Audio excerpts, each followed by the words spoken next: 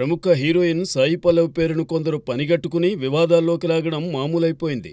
మరీ ముఖ్యంగా ఆమె సినిమాల విడుదల సమయంలో ఏదో రకంగా పాత సంఘటనలు వెలికి తెచ్చి ఆమెను కాంట్రవర్సీలకు కేంద్ర బిందువును చేస్తున్నారు.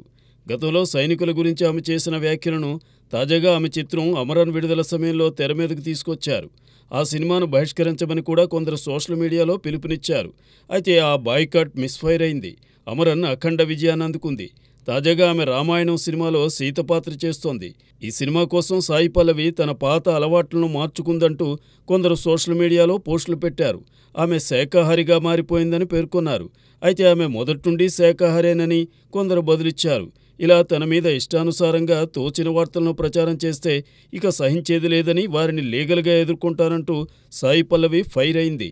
ఆమె నిర్ణయాన్ని బలపరుస్తూ ప్రకాష్ రాజ్ సైతం ఎక్స్లో పోస్టు పెట్టారు. మరి ఇప్పటికైనా సాయి పల్లవిపై నెటిజన్స్ ట్రోలింగ్ ఆపుతారో లేదో చూడాలి. ప్రముఖ నటి, జాతీయ ఉత్తమ నటి కీర్తి సురేష్ వివాహం తన చిరకాల మిత్రుడు ఆంటోనీతో గోవాలో జరిగింది. దీనికి సంబంధించిన ఫోటోలను కీర్తి సురేష్ ఎక్స్లో పోస్ట్ చేసింది. 15 ఏళ్లుగా పరిచయం ఉన్న ఆంటోనీని త్వరలో వివాహం చేసుకోబోతున్నానంటూ కొంతకాలం క్రితం కీర్తి సురేష్ ప్రకటించింది. వారిద్దరూ కలిసి దిగిన ఫోటోలను సోషల్ మీడియాలో పెట్టింది. చిరకాల ప్రేమను పెద్దల అంగీకారంతో పెళ్లి వరకు ఆమె తీసుకెళ్లింది. హిందూ సంప్రదాయం ప్రకారం పెళ్లి చేసుకున్న తరువాత క్రిస్టియన్ పద్ధతిలోనూ వీరు వివాహం చేసుకుంటున్నారు. విశేషమేమంటే ఇదే నెల 25న కీర్తి సురేష్ నటించిన బేబీ జాన్ మూవీ విడుదల కాబోతోంది. ఈ సినిమా ఆమెకు బాలీవుడ్లో మొదటి చిత్రం.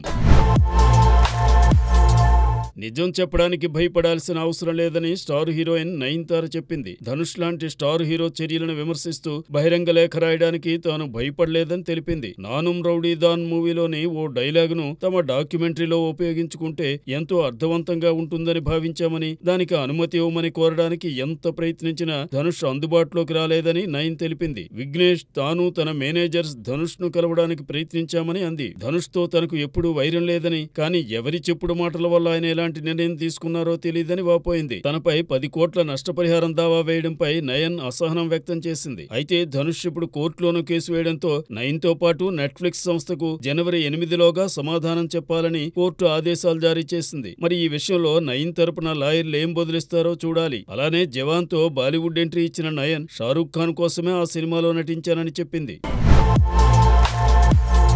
ప్రముఖ ఎంటర్టైన్మెంట్ పోర్టల్ IMDbలో కల్కి 2898 AD సరికొత్త రికార్డు నెలకొల్పింది.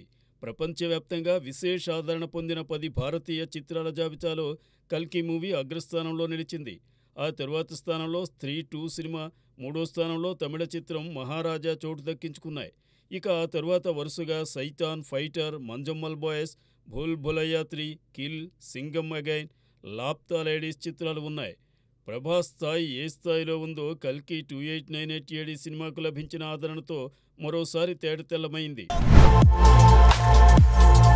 వేదిక లీడ్ రోల్ ప్లే చేసిన ఫియర్ మూవీ ఈ నెల 14న జనం ముందుకు వస్తోంది. విశేషమేమంటే ఇప్పటికే ఈ సినిమా పలు అంతర్జాతీయ చిత్రోత్సవాల్లో అవార్డులను కైవసం చేసుకుంది.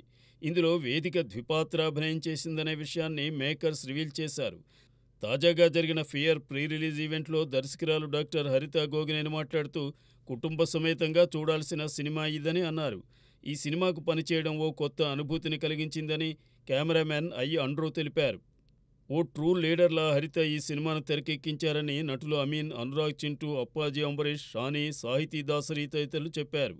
ఆమె వన్ మ్యాన్ ఆర్మీలా ఈ సినిమా కోసం కృషి చేశారని సంగీత దర్శకుడు అనూప్ రూబెన్స్ అన్నారు. ఈ సినిమాకు పెయిడ్ ప్రీమియర్స్ను ఏర్పాటు చేశామని, అడ్వాన్స్ బుకింగ్స్ ఆశాజనకంగా ఉన్నాయని నిర్మాత అభి తెలిపారు.